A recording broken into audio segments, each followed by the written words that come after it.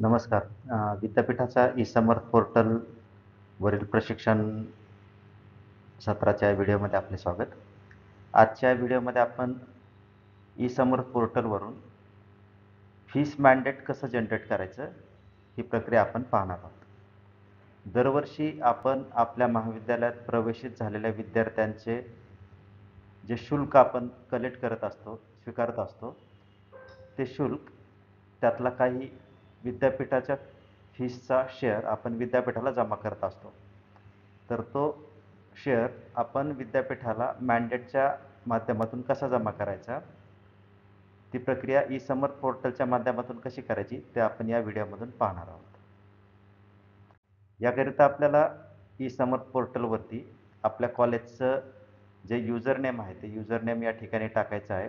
त्यानंतर आपल्याला जो पासवर्ड दिला आहे तो पासवर्ड या ठिकाणी आपल्याला एंटर करायचा आहे. व्हेरिफिकेशन कोड आपल्याला इकडे टाकायचा आहे आणि आपल्याला लॉग इन करायचं आहे. एकदा आपण लॉग इन केलं की आपण ई-समर्थ पोर्टलच्या डॅशबोर्डवरती येता आणि डॅशबोर्डवरती आपल्याला हा जो ॲडमिशनचा जो टॅब दिलेला आहे, या ॲडमिशनच्या टॅबमध्ये आपल्याला एंटर करायचं आहे, प्रोसीड या बटनवरती क्लिक करून. एकदा आपण या ॲडमिशन टॅबमध्ये एंटर केलं की आपल्याला विद्यापीठाची जी फी शेअर जमा करायची आहे, ती UGच्या विद्यार्थ्यांसाठी फीस शेअर करण्यासाठी आपण UGचं फीस पोर्टल सिलेक्ट करायचं आहे आणि पोस्ट ग्रॅज्युएटच्या विद्यार्थ्यांची फीसचं मॅन्डेट जनरेट करायला आपल्याला PG पोर्टल सिलेक्ट करायचं आहे. आता या व्हिडिओमध्ये आपण UGचं पोर्टल पाहणार आहोत. UG पोर्टलवरती आपल्याला क्लिक करायचं आहे. आता या मॅन्डेटच्या प्रोसेसमध्ये 2 भाग येतात. याचे कारण असं आहे की एकतर आपल्या महाविद्यालयामध्ये आपण आपल्या महाविद्यालयात प्रवेशित विद्यार्थ्यांचे ॲप्लिकेशन्स ऑलरेडी प्रोसेस केलेले आहेत आणि त्यांना एका विशिष्ट फीस कॅटेगरीमध्ये ॲडमिशन आपण ग्रँट केलं आहे. तर अशा विद्यार्थ्यांना फीस कॅटेगरी मॅन्डेटची कशी अप्लाय करायची आणि मॅन्डेट कसं जनरेट करायचं ते आपण आता या ठिकाणावरून पाहू. आणि यानंतर ज्या विद्यार्थ्यांचे फीस कॅटेगरी किंवा आपण ॲडमिशन ग्रँट केलेच नाहीत, तर त्यांना आपण फीस कॅटेगरी कशी मॅप करायची ते आपण या व्हिडिओच्या पुढच्या भागामध्ये पाहू. आत्ता आपण पाहत आहोत ज्या विद्यार्थ्यांचे प्रवेश तुम्ही ऑलरेडी कन्फर्म केलेत, ॲडमिशन ग्रँट केलेत, असे विद्यार्थी आपण मॅन्डेटला कसे उपलब्ध करायचे ते आपण पाहणार आहोत.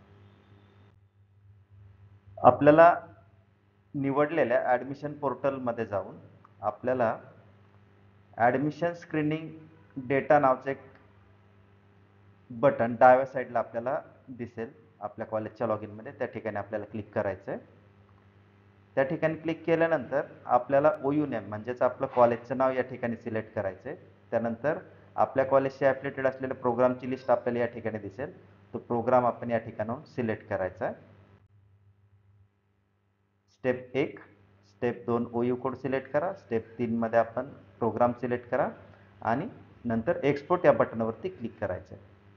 या ठिकाणी काय होईल की आपण आपल्या कॉलेजमध्ये जो निवडलेला प्रोग्राम आहे ॲडमिशन स्क्रीनिंग डेटाचा, त्या प्रोग्रामचा ॲडमिशन ग्रँट असलेल्या सगळ्या विद्यार्थ्यांचा डेटा इथनं एक्सपोर्ट होईल एक्सेलमध्ये आणि एक्सेल फाईलमध्ये आपल्याला सगळ्या विद्यार्थ्यांना फीस कॅटेगरी मॅप करायची की जो कॅटेगरीनुसार फी शेअर आपल्याला विद्यापीठाला द्यायचा आहे. आता ही डाउनलोड केलेली फाईल मी या ठिकाणी उघडली आहे. तर आपल्याला एकदा ही फाईल डाउनलोड केली आणि उघडली की इनेबल एडिटिंग हे ऑप्शन आधी वापरायचं आहे. एकदा इनेबल एडिटिंग केलं की ही फाईल आपल्याला एडिट करता येईल.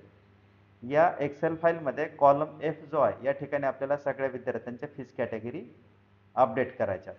आता फीस कॅटेगरी कशा टाकायच्या, तर अंडर ग्रॅज्युएट प्रवेशित मुलांसाठी आता फीस कॅटेगरी आपल्या कुठल्या ते आपण एकदा इथे पाहू या स्लाइडमध्ये. अंडर ग्रॅज्युएटमध्ये आपल्याला 2 पद्धतीचे फीस कॅटेगरीमध्ये आपल्याला विद्यापीठाला शुल्क भरावं लागतं. जे विद्यार्थी महाराष्ट्र बोर्डातनं 12वी परीक्षा उत्तीर्ण आहेत अशांना फीस कॅटेगरी कोड MB असा वापरायचा आहे आणि जे विद्यार्थी महाराष्ट्र बोर्डाच्या बाहेरचे आहेत अशासाठी आपण OMB असा हा फीस कॅटेगरी कोड वापरणार आहोत. आणि पोस्ट ग्रॅज्युएशन पोर्टलवरती म्हणजे जे PGला ॲडमिशन झालेत, मास्टर्सला ॲडमिशन जे झालेत, त्यामध्ये जे विद्यार्थी अंडर ग्रॅज्युएट मुंबई विद्यापीठाच्या बाहेर ज्यांनी केलं अशांसाठी आपल्याला MA1 हा कोड वापरायचा आहे, कॅटेगरी कोड. ज्या विद्यार्थ्यांचं अंडर ग्रॅज्युएशन हे मुंबई विद्यापीठातूनच झालंय आणि जे विद्यार्थी PGसाठी मुंबई विद्यापीठामध्येच येऊ इच्छितात अशांसाठी आपल्याला फी कॅटेगरी MA2 अशी घ्यायची आहे. आणि जे विद्यार्थी अंडर ग्रॅज्युएट महाराष्ट्र राज्याच्या बाहेर ज्यांचं पूर्ण झालेलं आहे अशा विद्यार्थ्यांसाठी आपल्याला फी कॅटेगरी MA3 अशी घ्यायची आहे. MB, OMB, MA1, MA2, MA3 अशा प्रकारच्या फीस कॅटेगरी आपल्याला विद्यापीठाचा फी शेअर देत असताना आपल्याला वापरायच्यात. त्यानुसार आपण जी आपल्याला एक्सेल फाईल दिलेली आहे डाउनलोड केलेली, त्या एक्सेल फाईलमध्ये कॉलम F मध्ये आपल्याला त्या फीस कॅटेगरी ॲड करायच्यात. आता कोणते विद्यार्थी कोणत्या बोर्डाचे आहेत हे कसं ओळखायचं, तर आपण कॉलम V जो आहे एक्सेल फाईलमधला तो कॉलम V पाहू शकता. त्यामध्ये आपल्याला आपल्या ॲडमिशन ग्रँटेड असलेल्या मुलांचं बोर्ड पाहायला मिळेल. त्या बोर्डाच्या नावानुसार तुम्ही त्यांना फीस कॅटेगरी टाकू शकता. आणि पोस्ट ग्रॅज्युएशन म्हणजे मास्टरसाठी आपल्याला एक्सचा जो कॉलम आहे या ठिकाणी आपल्याला under graduate degree university name पाहायला मिळेल, तर आपण त्या युनिव्हर्सिटीच्या नावानुसार त्यांना फीस कॅटेगरी देऊ शकता. एकदा ही फाईल पूर्ण तुमची तयार झाली की ही फाईल सेव्ह करायची आहे आणि सेव्ह झाल्यानंतर परत निवडलेल्या ॲडमिशन पोर्टलमध्ये डाव्या बाजूला ॲडमिशन स्क्रीनिंग डेटा या बटन वरती जायचे, टॅबमध्ये जायचे. तिथे ऑर्गनायझेशन नेम सिलेक्ट करायचा, ज्या प्रोग्रामची फाईल आपल्याला इम्पोर्ट करायची तो प्रोग्राम सिलेक्ट करायचा आहे. त्यानंतर इम्पोर्ट ॲडमिशन स्क्रीनिंग डेटा हे बटनवरती क्लिक करायचं आहे. एकदा तुम्ही इम्पोर्ट बटनवर क्लिक केलं की आपण जी फाईल प्रिपेअर केली आहे ती एक्सेल फाईल या ठिकाणी आपण ब्राउज करून इम्पोर्ट करायची आणि अपलोड करायची. एकदा ही फाईल अपलोड केली का आपण एक्सेलमध्ये जशा मुलांना फीस कॅटेगरी ॲड केल्या होत्या, महाराष्ट्र बोर्डातील विद्यार्थी, महाराष्ट्राच्या बाहेरच्या बोर्डातले, त्याप्रमाणे या कॅटेगऱ्या तुम्हाला लिस्टमध्ये दिसायला लागतील. या पद्धतीने एक भाग असा फीस कॅटेगरी ॲप्लिकेशनचा आपला पूर्ण होतो. आता यानंतर याच पद्धतीने आपण वेगवेगळ्या प्रोग्रामच्या फीस कॅटेगरी आपल्याला एक्सेलमध्ये डाउनलोड करून अप्लाय करायच्यात आणि तो डेटा इम्पोर्ट करायचा आहे. आणि या फीस कॅटेगरी अप्लाय झाल्या की मग आपल्याला मॅन्डेट जनरेशन या भागामध्ये जायचं आहे. आता मॅन्डेट जनरेशन करण्यासाठी आपण आपल्या लॉग इनमध्ये ॲडमिशन पोर्टलमध्ये डाव्या बाजूला जनरेट मॅन्डेट या बटनवरती क्लिक करायचे. जनरेट मॅन्डेट बटनवरती क्लिक केलं की आपल्या कॉलेजमध्ये ॲफिलिएटेड असलेले जे प्रोग्राम्स आहेत त्या प्रोग्राम्स ज्या विद्यार्थ्यांना तुम्ही फीस कॅटेगरी मॅप केल्यात अशा सगळे प्रोग्रामची लिस्ट आपल्याला या ठिकाणी दिसते. आता आपल्याला मॅन्डेट जनरेशन करण्यासाठी त्या प्रोग्राममध्ये स्टुडंट ॲड करायचे आहेत. तर ते कसे करायचे आपण पाहू. एक नंबर आपण जनरेट मॅन्डेटवर क्लिक करा. आपल्याला जो प्रोग्राम फिल्टर लावायचा तो फिल्टर या ठिकाणी लावू शकता किंवा डिरेक्टली या ठिकाणी लिस्टमध्ये पाहू शकता. ॲड स्टुडंट या बटनवरती क्लिक करायचे. यानंतर आपल्याला त्या प्रोग्राममध्ये ज्या विद्यार्थ्यांना तुम्ही फीस कॅटेगरीचा डेटा इम्पोर्ट केला आहे त्या विद्यार्थ्यांची लिस्ट आपल्याला या ठिकाणी पाहायला मिळेल. आपण ॲडमिशन फी कॅटेगरीचा फिल्टर लावू शकता किंवा सिलेक्ट ऑल असं ऑप्शन वापरू शकता आणि या ठिकाणी ॲड स्टुडंट टू मॅन्डेट हे बटनवरती क्लिक करायचं. एकदा आपण हे क्लिक केलं की निवडलेल्या 20 विद्यार्थ्यांची जी फीस कॅटेगरी घेतली होती त्या फीस कॅटेगरीसाठी विद्यापीठाचा जो शेअर विद्यापीठाला जमा करायचा आपल्याला विद्यार्थ्यांचा, त्या प्रत्येक स्टुडंटची अमाऊंट आपल्याला या ठिकाणी दिसते आणि सगळ्याची एकत्रित अमाऊंट आपल्याला या ठिकाणी वरती दिसते. याच पद्धतीने तुम्ही त्या पानावरील 20-20 विद्यार्थ्यांच्या लॉटमध्ये आपण स्टुडंट त्या मॅन्डेटमध्ये ॲड करू शकता.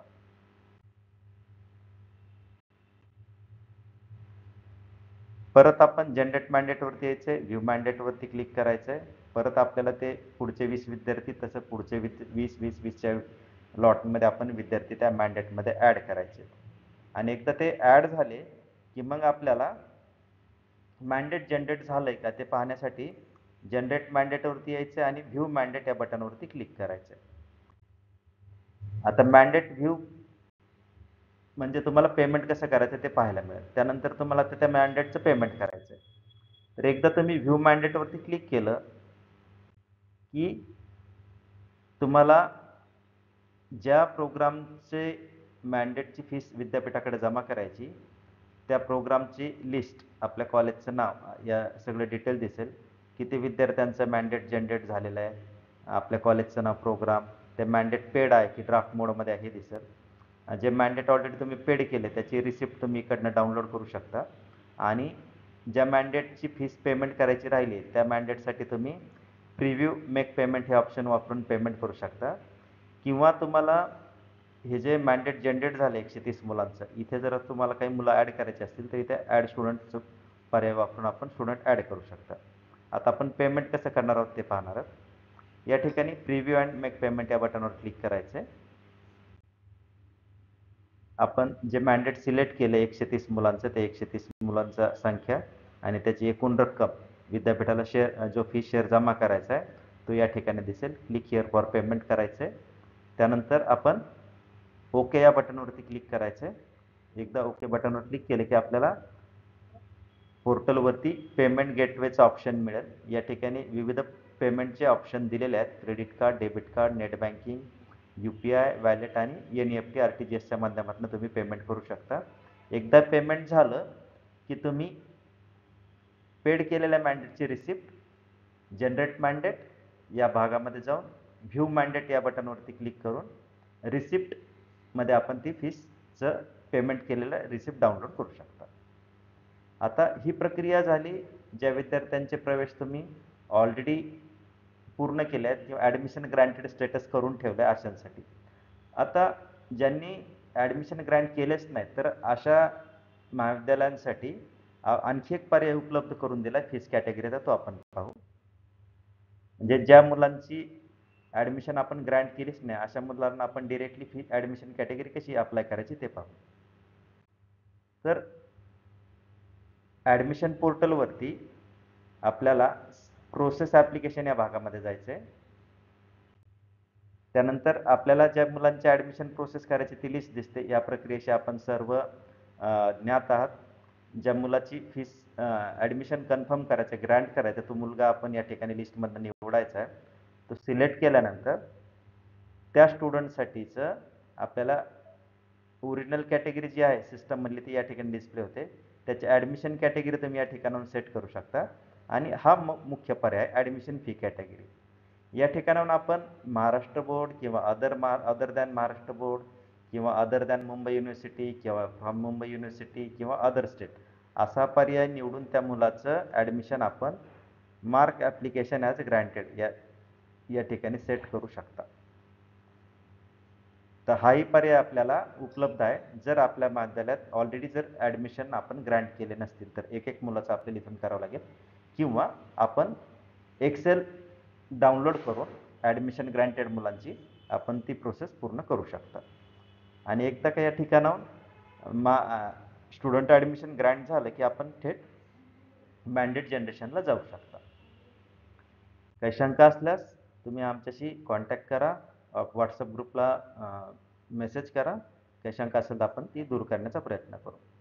आता तुम्ही ॲडमिशन ग्रँट केलं आहे मॅन्युअली, तर मॅन्युअली ॲडमिशन ग्रँट केलेली मुलंही आपल्याला याच ठिकाणी मॅन्डेट जनरेशनसाठी अवेलेबल होतात. एक स्टुडंट आपण जर ॲड केला तसंच एक मुलगा आपण ॲड स्टुडंट म्हणून त्या प्रोग्राममध्ये जाऊन मॅन्डेट जनरेट करू शकतो. धन्यवाद.